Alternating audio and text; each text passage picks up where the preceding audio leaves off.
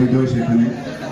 সেই শুটিং করতে গিয়ে প্রথম অপু বিশ্বাসের সাথে আমার গানের শুটিং দিয়ে মানে প্রথম দিন শুরু হবে। সো ওই দিন কাজ করতে গিয়ে আমার কাছে মনে হয় যে এর আগে অনেকগুলো ছবি একসাথে করেছি। সো এই কথাটা বলার রিজন হচ্ছে অনেক কোঅপারেটিভ, এবং অপুকে আমার মনে হয় যে যারা আরো অনেকদিন ধরে চেনে তারা সবাই জানবে যে ও আসলে কতটুকু ভালো মানুষ এবং কতটুকু হাস্যোজ্জ্বল।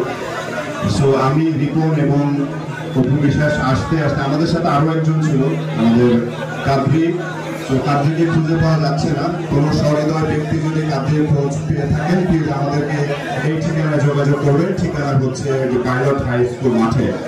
সো কাদ্রিকে খুঁজে পাওয়া যাচ্ছে না, আমরা কাদ্রির জন্য একটু স্লোগান দিয়ে দিই। আর সেটাই বলছিলাম, কাদ্রির জন্য আমাদের সফর সঙ্গী, আমরা সুন্দর করে এসেছি। বাট আমাদের আসলে আরো আগে আসার কথা ছিল, আরো আগে পৌঁছানোর কথা ছিল। বাট আজকে যেহেতু বৃহস্পতিবার, ঢাকা থেকে সকাল থেকে বের হতে অনেক লেট করে দিয়েছি, তারপরে জ্যাম। সো আপনারা তারপরে অধীর আগ্রহে আছেন এবং এটার জন্য আমার পক্ষ থেকে অনেক অনেক ভালোবাসা।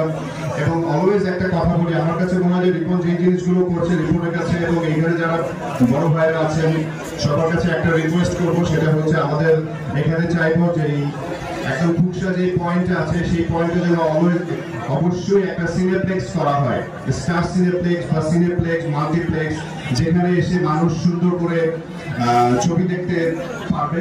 13টি মশলার এক দারুণ কম্বিনেশনে তৈরি ইফাত রশিদ বিরিয়ানি মশলা, উৎসব এখন প্রতিদিন।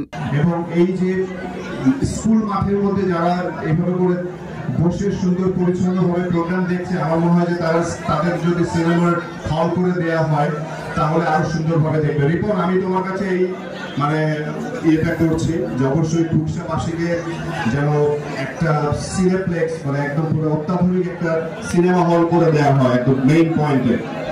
মানে আমরা যেহেতু চলচ্চিত্রের মানুষ, যেটা হয় যে ওই যে মুচির কাজ কি ঘুরে ফিরে কি হয়, সারাক্ষণ জুতার দিকে তাকায় দেখে যে ভাইয়ের জুতার কি অবস্থা দেখি। সো আমি যেখানে যাবো ঘুরে ফিরে সিনেমার কথাই বলবো। অবশ্যই আপনারা, আমি যত কষ্ট করে দেখা যাচ্ছে শুটিং করি, সেটা বৃষ্টিতে ভিজে শুটিং করি বা রোদে পুড়ে শুটিং করি, এই কষ্টটা আসলে কোনো কষ্টই না যখন দেখি যে হল ভর্তি মানুষ হলে গিয়ে ছবি দেখে। সো আপনারা হলে গিয়ে ছবি দেখবেন এবং বাংলা চলচ্চিত্রের সঙ্গে থাকবেন, এবং আজকের এই প্রোগ্রামে রিপনের সঙ্গে আপনারা যারা আছেন তারা রিপনের পাশে থাকবেন, রিপন আপনাদের সঙ্গে থাকবে। সো আমার জন্য দোয়া করবেন। থ্যাংক ইউ সো মাচ, ভালো থাকবেন।